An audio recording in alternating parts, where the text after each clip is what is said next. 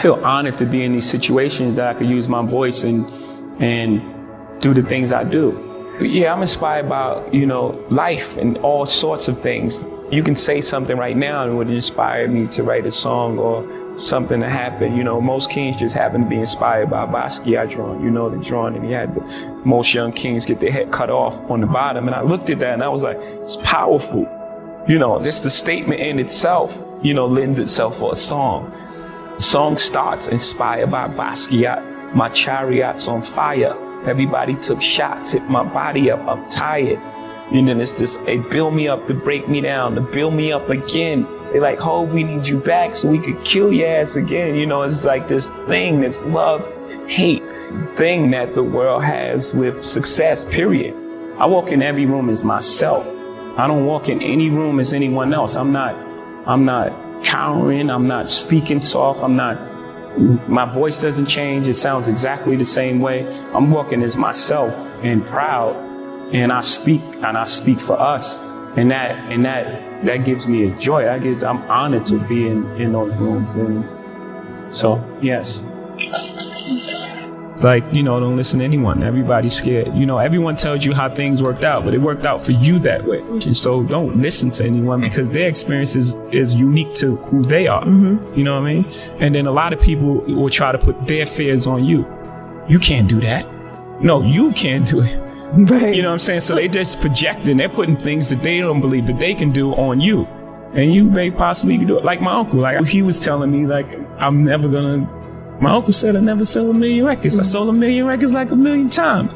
So he was, I'm sure I'm his nephew. I don't think he meant any malice. He wanted the best for you, but he just was projecting his fears and things that, are you crazy? How are you going to do that? How? I'm sure there's things I do now that he can't believe that I was able to accomplish. But he couldn't even see it at the time. So he was just projecting, putting his fears on me. So the whole thing is just, and always believe you're great, even before anybody else believes it. It's an extension of my family. It's like the things that I do. I tell my family all the time. I tell my grandmother, my mom, they're proud. They're super proud and strong women, and they won't ask me for anything.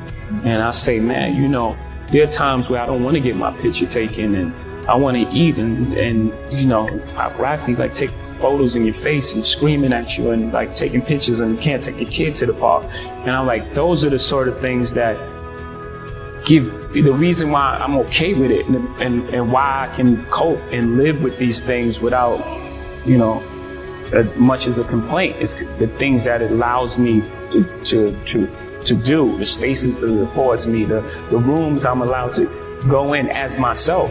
It deals, for the most part, with success. It deals with people who you started your life off with and what success does to them. People look at you strange saying you changed, like you worked that hard to stay the same, like you're doing all this for a reason. And what happens most of the time, people change. People change around you because they start treating you different because of your success. So you are changing. You don't change who you are, the core of who you are, the things you believe, the things you love, and the things you die for, and your principles. You don't change that, but you're going to change who you are. You're going to change. You can't do the same things that you can't hang on the corner. Some people may not be comfortable with that. And then it deals with the other side of success, how people look at you when you're successful. Media medals, people sue you, settle. Every step you take, they remind you get it. So no matter how far you are, you still have that stigma on you of where you come from when you walk inside the door. Even if you have a tuxedo on, it's like, oh yeah, that's the guy who used to be this and did that. Most kings get their head cut off, right? In war, battle, and in life. At the end of the day, you've achieved everything you want. You've made it to the top of the throne, and at the end of the day, you just get your head cut off. Do things that are true.